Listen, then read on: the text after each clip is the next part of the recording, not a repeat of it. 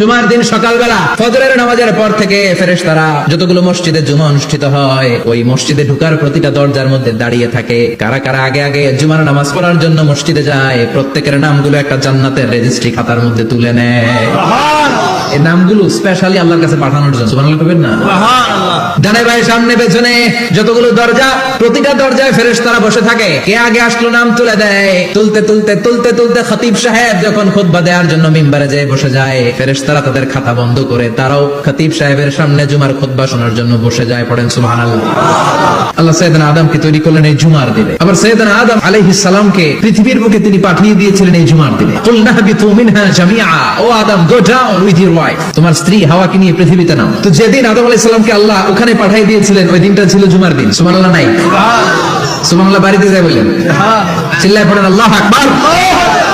এরপরে সাইয়েদনা আদমকে পাঠানো হলো শ্রীলঙ্কায়, সাইয়্যিদাতুনা হাওয়া আলাইহিস সালামকে পাঠিয়ে দেয়া হলো সৌদি আরবের জেদ্দা শহরে। ওনার নামে এই শহরের নাম। বছরের পর বছর সাইয়েদনা আদম আলাইহিস সালাম এবং হাওয়া আলাইহিস সালাম আল্লাহর কাছে ক্ষমা চাইলেন, আল্লাহ ভুল করে নিষিদ্ধ গাছের ফল খেয়েছি, তুমি মাফ করে দাও। আল্লাহ বললেন, আদম কয়েকটা কালিমা শিখিয়ে দেব, এই কালিমাগুলো পড়ে আমার কাছে দোয়া করো, আমি কবুল করে নিব। আল্লাহু আকবার।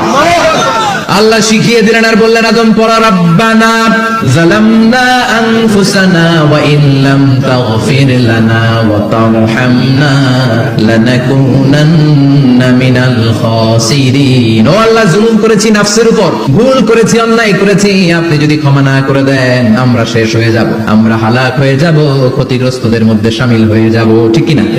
আল্লাহ সাইয়েদনা আদম আলাইহিস সালামের তওবা কবুল করলেন। ওনার কাজ হচ্ছে তওবা কবুল করা। আমাদের কাজ গুনাহ করা, শয়তানের কাজ ওয়াসওয়াসা দেওয়া, আল্লাহর কাজ খালি মাফ করা। সুবহানাল্লাহ বলবেন না? তাকাব্বালাল্লাহু তাওবাতা আদম ফি ইয়াউমিল জুমআ। আল্লাহ যেদিন আদম আলাইহিস সালাম তওবা যে কবুল করছেন, ঘোষণা দিয়েছেন, এই ঘোষণাটা ছিল জুমার দিনের ঘোষণা। আবার সাইয়েদনা আদমকে যেদিন রূহ কবজ করে আবার নিয়ে যাওয়া হয়, ওই দিনটাও ছিল জুমার দিন। পড়েন সুবহানাল্লাহ। যেই দিন পৃথিবীর প্রথম মানব, প্রথম নবীর রূহ মালাকুল মউত দুনিয়ায় এসে কবজ করেছে, ওই দিনটাও ছিল জুমাবার। আল্লাহু আকবার।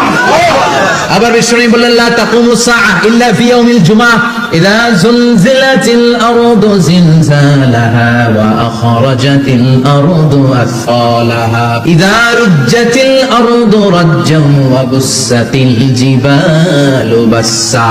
কিয়ামতের দিন পৃথিবীটাকে একটা প্রকম্পন দিয়ে কাঁপিয়ে দিবে কে? মারাত্মক একটা ঝাঁকুনি দিবে আল্লাহ, পুরো পৃথিবীটা কেঁপে ভেঙে চুরে খান খান হয়ে যাবে। এই ঝাঁকুনি আর আর্থকোয়েক, ভূমিকম্প এর ঘটনাটা যেদিন ঘটবে ওই দিনটাও হচ্ছে জুমার দিন। চিৎকার করে পড়েন সুবহানাল্লাহ। তার মানে আদম সৃষ্টি হলো জুমার দিনে, দুনিয়ায় নামিয়ে দেয়া হলো জুমার দিনে, তওবা কবুল করে নেওয়া হলো জুমার দিনে, রূহ কবজ করা হলো জুমার দিনে, আবার কিয়ামত সংঘটিত হবে জুমার দিনে।